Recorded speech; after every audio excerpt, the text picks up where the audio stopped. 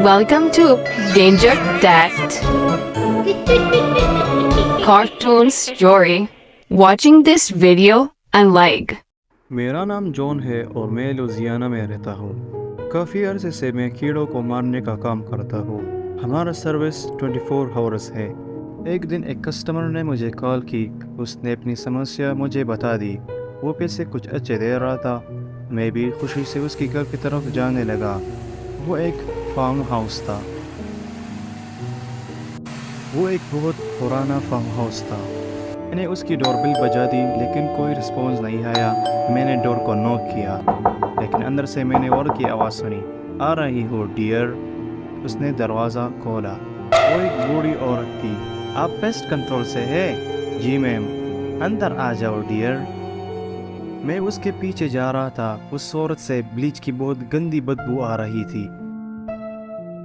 मैंने बहुत कोशिश की कीड़ों को ख़त्म करने के लिए लेकिन वो ख़त्म होने का नाम नहीं ले रहे। लगता है आज इसका बहुत दर्दनाक मौत होगा। मुझे भी लगता है। अचानक मैंने दरवाजे के उस तरफ स्क्रैच की आवाज़ सुनी। फिक्र ना करो, वो मेरी बिल्ली है। लगता है फिर से भूखी हो गई। बाद में मैं उसको खिलाऊंगी। फाइनली हम किचन पहुंच गए।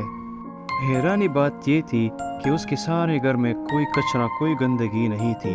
अगर ये कोई छोटा घर था फिर ये कोई बड़ी बात नहीं थी, लेकिन ये बहुत बड़ा फार्म हाउस था और इतने बड़े फार्म हाउस को साफ रखना ये भी बहुत बड़ा चैलेंज है। मैंने अपना बैग ज़मीन पर रखा और अपना काम शुरू कर लिया। वो मेरे पीछे खड़ी थी। जब भी मैं उसको पीछे देखता वो मुझे बहुत गंदी स्माइल देती। उससे उसके सारे पीले और टूटे हुए दांत दिख रहे थे। मैंने उससे कहा कि आप यहाँ अकेला रहती है? हाँ, मैंने कभी शादी नहीं की और मुझे लगता है कोई भी मेरे साथ नहीं रहना चाहता। आप ऐसा क्यों बोल रही है? मैं एक आर्टिस्ट हूँ। आप आर्टिस्ट नहीं है, आप इसे नहीं समझ सकते। मैं अपने काम पर फोकस नहीं दे रहा था क्योंकि वो अभी भी मेरे पीछे खड़ी थी और वो मुझे बहुत अजीब नज़रों से देख रही थी। क्या मुझे बाथरूम में भी स्प्रे करना चाहिए? बिल्कुल, हाल के आखिर में बाथरूम है। हाल में बहुत ज़्यादा अंधेरा था और बाथरूम में लाइट भी नहीं थी, सिर्फ विंडो से रोशनी आ रही थी। मैंने अपना काम स्टार्ट किया। मैंने डस्टबिन को खोला तो मैं बहुत ज़्यादा चौंक गया। डस्टबिन के अंदर जानवरों की चमड़ी थी और उससे कीड़े निकल रहे थे। ये देखकर मैं बहुत डर गया और मैं तुरंत वहाँ से भागने लगा। मैं मेन डोर की तरफ भागने लगा। मुझे पता था गाड़ी की चाबियाँ अभी भी मेरे पास है। मैं मेन डोर पहुँच गया लेकिन मैं उसे नहीं खोल पा रहा था। उसने पीछे से दरवाजे को लॉक किया था। मैंने इधर उधर देखा लेकिन वो औरत मुझे नहीं दिख रही थी और अचानक दोबारा मैंने वही आवाज़ फिर सुन लिया। जब मैं घर में दाखिल हो गया वही स्क्रैचिंग की आवाज़। मैं उस दरवाजे की तरफ चला लेकिन वो दरवाज़ा भी लॉक था। तो मैंने की होल के अंदर देखा। पहले मुझे कुछ नहीं दिखा लेकिन बाद में मुझे एक आंख दिख गई। वो दर्द से रो रहा था और दरवाजे को बहुत तेज़ी से नॉक कर रहा था और मदद के लिए पुकार रहा था। कौन है आप? हेलो। लेकिन उसी टाइम मेरे पीछे वो आ गई और उसने मेरे सर पर बहुत तेज़ी से वार किया। जब मेरी आंख खुल गई मैंने देखा मेरे टी शर्ट पर खून के धब्बे लगे हैं। मेरी आंखें सही से काम नहीं कर रही थी। थोड़ी देर बाद मेरी आंखें साफ हो गई। मैंने आगे देखा वहाँ पर एक दूसरा शख्स था। वो बहुत ज़्यादा पतला और कमज़ोर लग रहा था। रूम में बहुत अजीब किस्म की बदबू आ रही थी और वो रूम भी एकदम बहुत साफ सुथरा था।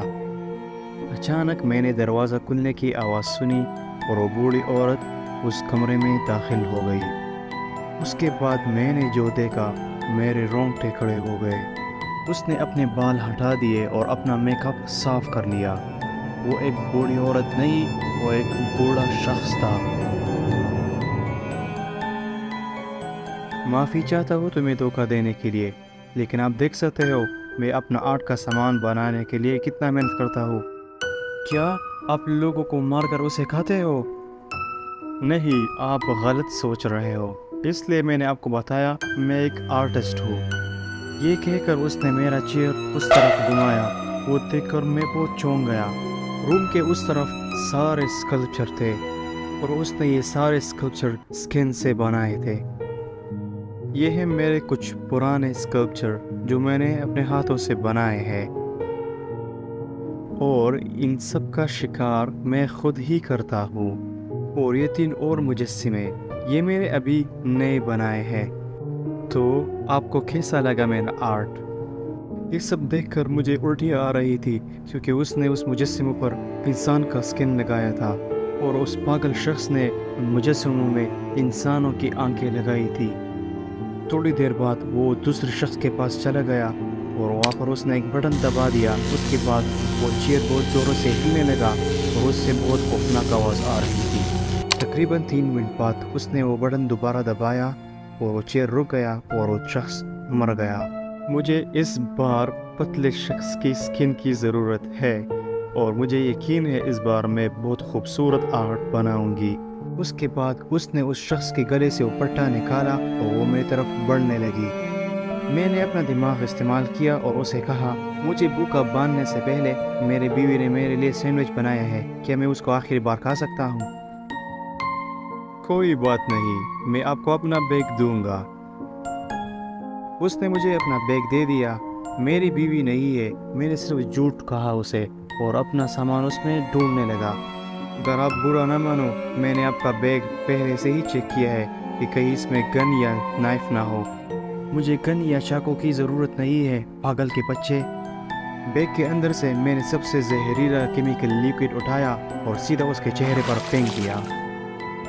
وہ درد سے چلایا اور زمین پر گر گیا۔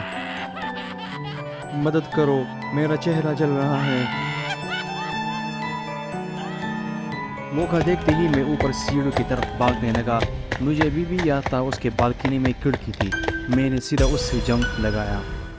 میں نے اپنی کار کی انجن سٹارٹ کی، اور میں نے پیچھے سے فارم ہاؤس کا دروازہ کھلنے کی آواز سنی۔ میں نے گاڑی ریورس کی، اور پاگل شخص فارم ہاؤس سے باہر آ چکا تھا۔ اس کا آدھا چہرہ مکمل جلا ہوا تھا۔ وہ مجھے ایک آنکھ سے دیکھ رہی تھی اور ہاتھ سے بائی کا اشارہ کر رہی تھی، لیکن میں اس فارم ہاؤس کبھی بھی نہیں آؤں گی۔ Thanks for watching Danger Dad. Please like and subscribe.